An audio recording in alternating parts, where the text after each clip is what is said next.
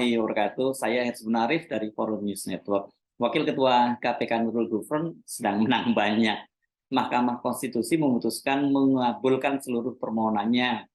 Nurul Gufron mengajukan gugatan ke Mahkamah Konstitusi berkaitan dengan batas usia minimal pimpinan KPK dan kemudian masa jabatan. Untuk batas minimal ini kan disebutkan 50 tahun dan untuk masa jabatan itu hanya 4 tahun. Dalam putusan Mahkamah Konstitusi memutuskan bahwa batas usia pimpinan KPK paling rendah 50 sampai 65 tahun itu tidak berlaku bagi seorang yang telah menjabat seperti Nurul Gufron. Artinya, kendati usia Nurul Gufron nanti pada akhir masa jabatannya itu belum sampai 50 tahun, dia masih bisa untuk mengikuti seleksi lagi.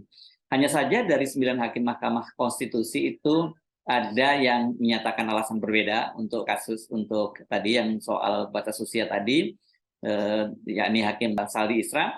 Sementara untuk yang masa jabatan diperpanjang dari 4 tahun menjadi 5 tahun itu ada 4 orang hakim agung yang menyatakan dissenting opinion alias tidak sepakat dengan keputusan dari 5 majelis hakim lainnya. Perlu Mahkamah menegaskan bahwa KPK yang dibentuk dengan tujuan meningkatkan daya guna dan hasil guna terhadap upaya pemberantasan tindak pidana korupsi perlu dijamin independensinya yang bebas dari pengaruh kekuasaan manapun dalam menjalankan kekuasaan dan wewenangnya. Oleh karena itu, sebagai upaya melindungi independensi KPK sebagai lembaga yang berwenang memberantas tindak pidana yang bersifat extraordinary crime, perlu adanya jaminan perlakuan yang adil terhadap lembaga KPK, salah satunya terkait dengan masa jabatan pimpinan KPK yang diatur dalam pasal 34 Undang-Undang Nomor 30 Tahun 2002. Bahwa masa jabatan pimpinan KPK yang diberikan oleh pasal 34 Undang-Undang Nomor 30 Tahun 2002 selama 4 tahun dan dapat dipilih kembali untuk sekali masa jabatan telah ternyata menyebabkan dalam satu kali periode masa jabatan Presiden dan DPR, yaitu selama 5 tahun, in casu periode 2019-2024 dapat melakukan penilaian terhadap lembaga KPK sebanyak 2 kali, yaitu dalam hal melakukan seleksi atau rekrutmen pimpinan KPK.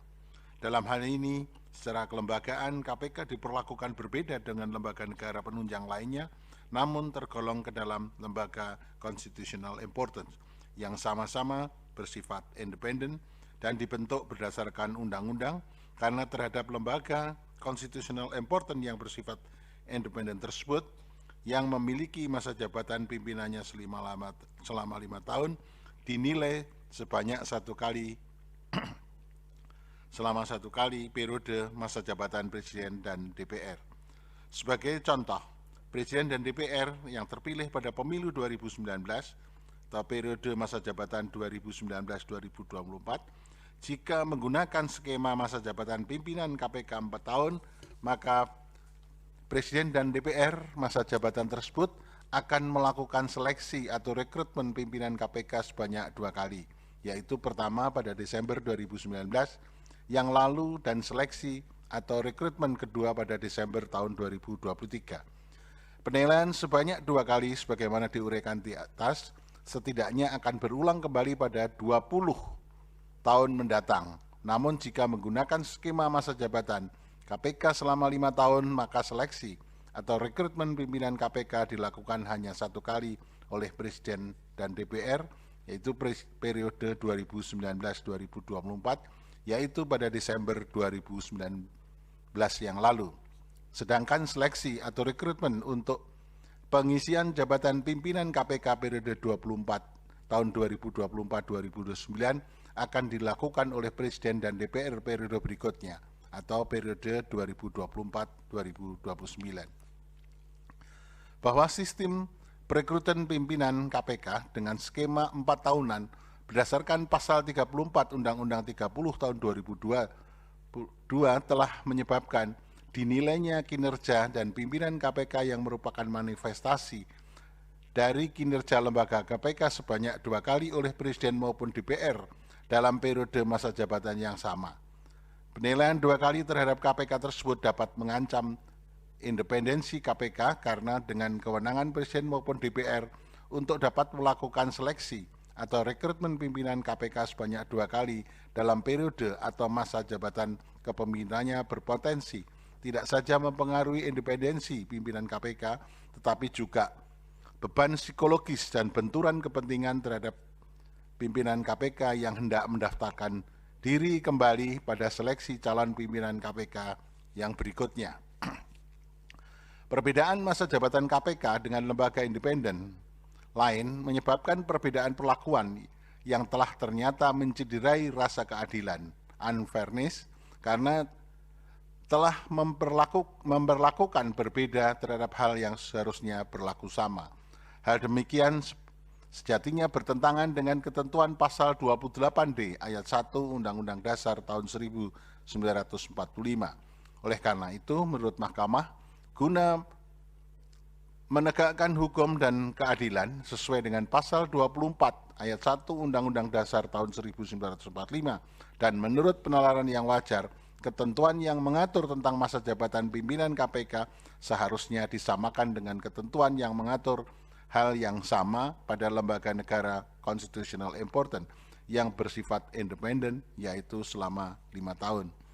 Berdasarkan seluruh uraian pertimbangan hukum tersebut di atas, menurut Mahkamah, dalil permohonan pemohon terkait ketentuan norma pasal 34 Undang-Undang 30 tahun 2002 adalah bertentangan dengan Undang-Undang Dasar 45 dan tidak mempunyai kekuatan hukum mengikat sepanjang tidak dimaknai bahwa pimpinan Komisi Pemberantasan Tindak Pidana Korupsi, baik pimpinan yang diangkat secara bersamaan maupun pimpinan pengganti yang diangkat untuk menggantikan pimpinan yang berhenti dalam masa jabatannya memegang jabatan selama 5 tahun dan sesudahnya dapat dipilih kembali hanya untuk sekali masa jabatan adalah beralasan menurut hukum. Sementara itu, menurut pasal 21 Undang-Undang Nomor 19 tahun 2019 yang mengatakan Komisi Pemberantasan Korupsi terdiri atas Dewan Pengawas yang berjumlah 5 orang, B. Pimpinan Komisi Pemberantasan Korupsi yang terdiri dari 5 orang anggota Komisi Pemberantasan Korupsi, dan C. Pegawai Komisi Pemberantasan Korupsi, Dewan Pengawas dan pimpinan Komisi Pemberantasan Korupsi diatur oleh Undang-Undang 19/2019. Sedangkan pegawai Komisi Pemberantasan Korupsi diatur dalam peraturan terkait dengan aparatur sipil negara. Oleh karena itu, penting bagi Mahkamah untuk menegaskan bahwa seiring dengan reformulasi masa jabatan pimpinan KPK dari semula 4 tahun menjadi 5 tahun, maka hal itu berdampak pula terhadap masa jabatan Dewan Pengawas berdasarkan ketentuan pasal 37A Undang-Undang Nomor 19 tahun 2019 yang menyatakan anggota Dewan Pengawas sebagaimana dimaksudkan pada ayat 2 memegang jabatan selama 4 tahun dan dapat dipilih kembali dalam jabatan yang sama hanya untuk 1 kali masa jabatan. Dalam rangka menjaga konsistensi dan harmonisasi dalam pengaturan masa jabatan pimpinan KPK dan masa jabatan Dewan Pengawas, maka reformulasi masa jabatan pimpinan KPK menurut penalaran yang wajar berlaku pula bagi Dewan Pengawas, sehingga masa jabatan Dewan Pengawas yang semula 4 tahun juga disamakan menjadi 5 tahun. Putusan ini tidak hanya menjadi berkah bagi Nurul Gufron, tapi juga bagian dari pimpinan KPK lainnya. Begitu juga dengan Dewan Pengawas, sebab Mahkamah Konstitusi itu juga memutuskan memperpanjang masa jabatan tidak hanya pimpinan KPK, tetapi juga para anggota Dewas dari 4 tahun menjadi 5 tahun. Kita ingat ya, sebenarnya tadinya itu Gufron itu hanya mengajukan tadi soal usia, batas usia minimal 50 tahun tadi. Tapi kemudian di tengah jalan dia menarik gugatannya dan kemudian menambahkan tadi pasal memperpanjang masa jabatan dari 4 tahun menjadi 5 tahun. Banyak yang melihat ini sebenarnya titipan dari pimpinan KPK yang lain. Karena dengan begitu konsekuensinya ya kalau di putusan tadi gugatan tadi dikabulkan ya mereka dapat keuntungan juga dan terbukti. Kemudian ternyata Mahkamah Konstitusi mengabulkan permohonan atau gugatan dari Nurul Gufron ini. Nah, kendati sudah menyatakan bahwa mereka semua sepakat untuk untuk membolehkan Nurul Gufron mengikuti seleksi untuk periode berikutnya dan kemudian memperpanjang masa jabatannya. Tadi kan saya sebutkan ada 4 orang yang menyatakan dissenting opinion alias pendapat yang berbeda. Mereka ini adalah Hakim Mahkamah Konstitusi Suhartoyo, kemudian Wahiduddin Adams, Saldi Isra, dan Profesor Eni Nurbaningsih. Sementara 5 orang hakim MK yang mengabulkan gugatan Nurul Gufron adalah Ketua Mahkamah Konstitusi Anwar Usman, kemudian Arief Hidayat, Manahan Sitompul, Yusmik Pancastaki Fuh, dan Guntur Hamzah. Nah, untuk usia minimal menjadi pimpinan KPK, Hakim Saldi Isra kendati sepakat, ya, jadi membolehkan Nurul Gufron untuk ikut seleksi, namun dia punya alasan yang berbeda. Apa alasannya? Mari kita simak pernyataan dari Hakim Mahkamah Konstitusi Saldi Isra. Alasan berbeda, concurring opinion, dan pendapat berbeda, dissenting opinion. Bahwa terhadap putusan Mahkamah Konstitusi Akuo terdapat alasan berbeda dari Hakim Konstitusi Saldi Isra, khusus terhadap pengujian norma pasal 29 huruf E Undang-Undang 19 tahun 2019 dan terdapat pendapat berbeda dari 4 Hakim Konstitusi, yaitu Hakim Konstitusi Suhartoyo, Hakim Konstitusi Wahiduddin Adams, Hakim Konstitusi Saldi Isra, dan Hakim Konstitusi Eni Nurbaningsih, khusus terhadap pengujian norma pasal 34 Undang-Undang 30 tahun 2002 sebagai berikut. Dipersilakan untuk alasan berbeda. Saya Hakim Konstitusi Saldi Isra memiliki alasan berbeda sebagai berikut. Bahwa dalam berbagai putusan Mahkamah Konstitusi terdahulu, Mahkamah telah mempertimbangkan persoalan konstitusionalitas terkait dengan persyaratan usia minimum dan maksimum bagi seorang yang hendak mendaftar sebagai calon pejabat publik ataupun bagi mereka yang sedang menduduki jabatan publik. Persoalan konstitusionalitas tersebut diputus oleh Mahkamah sebagai kebijakan hukum terbuka, pembentuk undang-undang untuk menentukan batasan usia sesuai dengan tuntutan kebutuhan perkembangan yang ada. Dengan kata lain, penentuan mengenai persyaratan usia minimum dan maksimum bagi pejabat publik merupakan kewenangan sepenuhnya dari pembentuk undang-undang, kecuali pilihan kebijakan tersebut jelas-jelas melanggar moralitas, rasionalitas, dan ketidakadilan yang intolerabel. Bahwa dalam permohonannya pemohon juga membandingkan ketentuan mengenai perubahan persyaratan usia minimum untuk menjadi hakim konstitusi dari 47 tahun menjadi 55 tahun di dalam Undang-Undang 7 2020 tentang perubahan ketiga atas Undang-Undang Nomor 24 tahun 2023 tentang Mahkamah Konstitusi. Dengan ketentuan mengenai perubahan persyaratan usia untuk diangkat menjadi pimpinan KPK dari 40 tahun menjadi 50 tahun, sebagaimana termuat di dalam Undang-Undang 19 2019. Pemohon membandingkan kedua ketentuan tersebut karena pada saat diubah Undang-Undang Mahkamah Konstitusi, terdapat hakim konstitusi yang sedang menjabat namun menurutnya tidak memenuhi persyaratan usia. Terhadap dalil atau argumentasi perbandingan tersebut, pemohon tidak tepat membandingkan antara Undang-Undang 7 2020 dengan Undang-Undang 19 2019. Sebab di dalam Undang-Undang 7 2020 terdapat ketentuan peralihan yang telah mengatur bagaimana keberlanjutan masa jabatan hakim konstitusi yang sedang menjabat apabila tidak memenuhi persyaratan usia minimum sebagai hakim konstitusi berdasarkan Undang-Undang Mahkamah Konstitusi hasil perubahan. Sedangkan persyaratan mengenai perubahan usia yang berdampak bagi pimpinan KPK yang sedang menjabat nyatanya tidak diatur dalam ketentuan peralihan. Terlebih lagi, dua kondisi yang diperbandingkan antara Undang-Undang 7 2020 dan Undang-Undang 19 2019 adalah tidak sama, di mana Undang-Undang 7 2020 mengatur mengenai masa jabatan bagi hakim konstitusi yang sedang menjabat, sedangkan pemohon dalam permohonan akuo mempermasalahkan kesempatan yang terhalangi atau setidaknya tertunda untuk mencalonkan kembali sebagai pimpinan KPK di periode kedua. Oleh karena itu menjadi tidak relevan memperbandingkan ketentuan antara Undang-Undang 7 2020 dengan Undang-Undang 19 2019. Menimbang bahwa jikalau menggunakan cara pandang Mahkamah Konstitusi dalam mempertimbangkan dan memutus hampir semua permohonan yang terkait dengan angka inkasu usia, seharusnya saya menolak permohonan pemohon ihwal batas usia dalam pasal 29 huruf ayat 2 Undang-Undang Nomor 19 2019.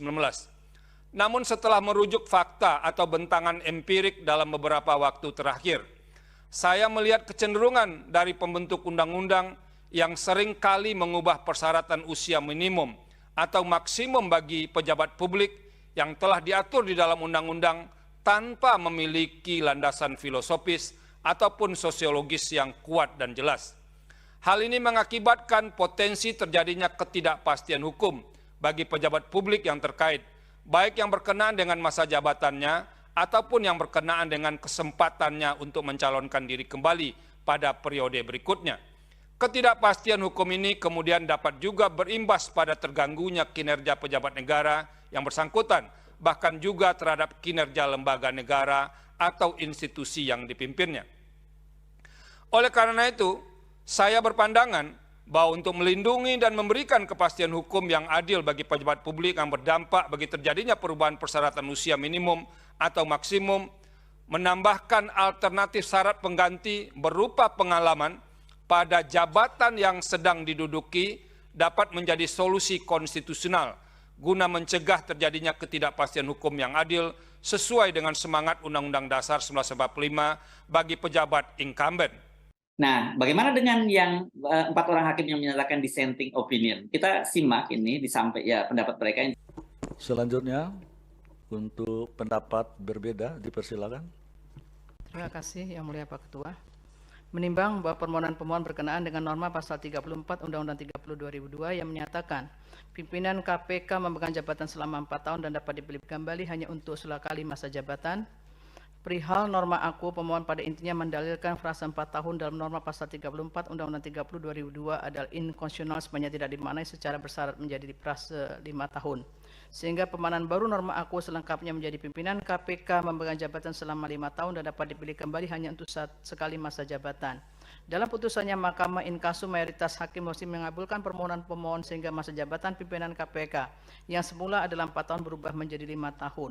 Berkenaan dengan putusan Mahkamah terhadap frase 4 tahun menjadi 5 tahun, aku, kami, Hakim Konstitusi Suhartoyo, Hakim Konstitusi Wahidudin Adam, Hakim Konstitusi Saldi Isra, dan Hakim Konstitusi Eni Nurbaningsih memiliki pendapat berbeda dengan putusan dimaksud. Menimbang bahwa KPK merupakan salah satu lembaga independen yang meskipun keberadaannya tidak diatur dalam UUD 1945, namun dipandang penting secara konstitusional atau constitutional important, khususnya untuk memberantas tindak pidana korupsi sebagaimana telah ditegaskan oleh Mahkamah dalam beberapa putusannya, vide putusan nomor 012, 016, 019 tahun 2006 yang diucapkan dalam sidang pleno terbuka untuk umum tanggal 19 Desember 2006 dan seterusnya sampai dengan putusan nomor 73 tahun 2019 yang diucapkan dalam sidang pleno terbuka untuk umum tanggal 4 Mei 2021 yang pada pokoknya menyatakan dianggap dibacakan. Menimbang bahwa meskipun KPK disebut sebagai lembaga yang dianggap penting secara konstitusional, namun KPK tetaplah merupakan lembaga yang dibentuk karena upaya pemberantasan tindak pidana korupsi yang dilakukan oleh penegak hukum yang sudah ada sampai sekarang belum dapat dilaksanakan secara optimal. Oleh karena itu dibentuklah lembaga negara bantu atau auxiliary executive organ yang mempunyai fungsi pendukung atau penunjang kompleksitas dari fungsi lembaga negara utama. Tujuan pembentukannya jelas, yakni dalam rangka meningkatkan efektivitas pelaksanaan kekuasaan yang menjadi tanggung jawab lembaga-lembaga utama tersebut. Dalam kaitan ini putusan Mahkamah Konstitusi nomor 36 tahun 2017 yang diucapkan dalam sidang pleno terbuka untuk umum pada tanggal 8 Februari 2018 paragraf 3.9 menyatakan jika dicermati dan seterusnya dianggap dibacakan. Menimbang bahwa penataan lembaga negara apalagi yang merupakan auxiliary agency bukanlah bersifat statis melainkan hal yang bersifat dinamis dan konstan. Oleh karenanya penataan tersebut harus senantiasa dinilai relevan oleh negara dan masyarakat. Salah satu variabel pentingnya dilakukan penataan lembaga negara karena lembaga tersebut memiliki sifat bergerak secara aktif sehingga senantiasa mengalami dinamika seiring dengan kompleksitas permasalahan negara. Dalam konteks ini, pendekatan tradisional yang berdasarkan pada konsep pemisahan kekuasaan yang selama ini digunakan tidak lagi memadai dalam menata kekuasaan negara. Tantangan saat ini tidak lagi semata berfokus pada pengendalian kekuasaan dan pemberian legitimasi demokrasi pada lembaga negara, namun juga bagaimana lembaga negara dapat menghasilkan kebijakan yang tepat dalam mengatur masyarakat. Konsepsi peran negara sangat mempengaruhi bagaimana lembaga negara distrukturkan dan didesain. Strategis tidaknya suatu lembaga akan sangat ditentukan oleh kuat lemahnya kedudukan lembaga tersebut dibandingkan dengan lembaga-lembaga negara yang lainnya. Karena itu penting melihat bagaimana sebetulnya kedudukan masing-masing lembaga negara termasuk yang dikategorikan sebagai State Auxiliary Agency dalam sistem ketatanegaraan Indonesia. Menimbang bahwa dilihat dari segi latar belakang pembentukan KPK serta desain lembaganya, pengaturan kelembagaan KPK merupakan wewenang pembentuk undang-undang. Pembuat undang-undang berwenang menerjemahkan kebutuhan masyarakat dan memotret dinamika permasalahan yang ada sehingga dapat menilai relevansi kelembagaan KPK sepanjang tidak bertentangan dengan konstitusi dan independensi dari KPK. Meskipun telah terang bahwa KPK bagian dari rumpun eksekutif, namun pasal 3 Undang-Undang 19 2019 menyatakan bahwa KPK adalah lembaga negara dalam rumpun kekuasaan eksekutif yang dalam melaksanakan tugas dan wewenangnya bersifat independen dan bebas dari pengaruh kekuasaan manapun. Pengaturan demikian telah ditegaskan dalam putusan Mahkamah Konstitusi nomor 70 tahun 2019 yang diucapkan dalam sidang perdana terbuka untuk umum pada tanggal 4 Mei 2021. Dengan adanya penegasan demikian, nilai independensi kelembagaan KPK yang lepas dari pengaruh cabang manapun merupakan unsur krusial dalam pembentukan dan penataan desain kelembagaan KPK. Dalam kaitan ini pula kami perlu menegaskan sebagai berikut. Pertama, perihal independensi dapat dilihat bagaimana lembaga tersebut menjalankan tugas dan fungsi yang telah ditegaskan dalam dasar hukum pembentukannya. Sebagai syarat normatif, makna independen ialah terbebas dari pengaruh kontrol ataupun kehendak dari cabang kekuasaan lembaga yang terlibat dalam proses pengisiannya. Ihwal ini mekanisme pengangkatan dan pemberhentian anggota lembaga negara independen harus diatur secara khusus dan tidak langsung berdasarkan kehendak lembaga yang mengisinya. Kedua, selain syarat yang normatif tersebut, independensi kelembagaan secara formil dapat dilihat dari susunan kepemimpinan lembaga negara independen yang tidak berasal dari partai politik tertentu. Tujuannya agar kepemimpinan lembaga tetap transparan dan akuntabel, periode jabatan kepemimpinan lembaga negara independen bersifat definitif. Selesai masa jabatan secara bersamaan dan untuk periode berikutnya dapat diangkat kembali maksimal 1 periode. Menimbang bahwa pemohon memohon kepada Mahkamah untuk memaknai norma pasal 34 Undang-Undang 30 2002 dengan mengubah periodisasi masa jabatan pimpinan dari 4 tahun menjadi 5 tahun, akan tetapi argumentasi yang dibangun oleh pemohon sama sekali tidak menyinggung mengenai keterkaitan masa jabatan pimpinan KPK dimaksud dalam konteks kelembagaan KPK. Adapun dalil pemohon yang mengutarakan bahwa masa jabatan pimpinan KPK yang lebih singkat dibandingkan dengan beberapa lembaga non-kementerian lain berdampak pada munculnya anggapan bahwa kedudukan KPK lebih rendah dibanding dengan lembaga non-kementerian lainnya merupakan asumsi belaka karena tidak ditopang oleh bukti-bukti yang cukup dan meyakinkan. Padahal karakteristik independensi kelembagaan KPK tetap dijamin tanpa ada keterkaitannya dengan masa jabatan pimpinan. Terlebih lagi berkenaan dengan masa jabatan sejumlah komisi atau lembaga telah ternyata terdapat ketidakseragaman dalam pengaturannya.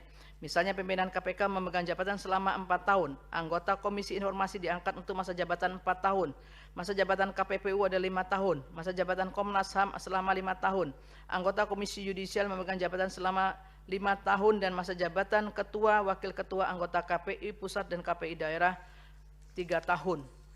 Menimbang bahwa ketidakseragaman mengenai masa jabatan Komisi Negara Indonesia tidak dapat ditafsirkan telah menimbulkan ketidaksetaraan, ketidakadilan, dan ketidakpastian hukum dan diskriminatif serta timbulnya keraguan masyarakat atas posisi dan independensi KPK dalam struktur ketatanegaraan Indonesia sebagaimana didalilkan oleh pemohon. Argumentasi perubahan periodisasi masa jabatan pimpinan KPK selayaknya dikaitkan dengan desain kelembagaan. Namun pemohon menitikberatkan dasar pengujian pada adanya pelanggaran hak konstitusional. Padahal pengaturan mengenai masa jabatan pimpinan KPK juga mengandung ketentuan yang secara tersirat memberi jaminan atas hak-hak bagi orang yang terpilih sebagai pimpinan KPK.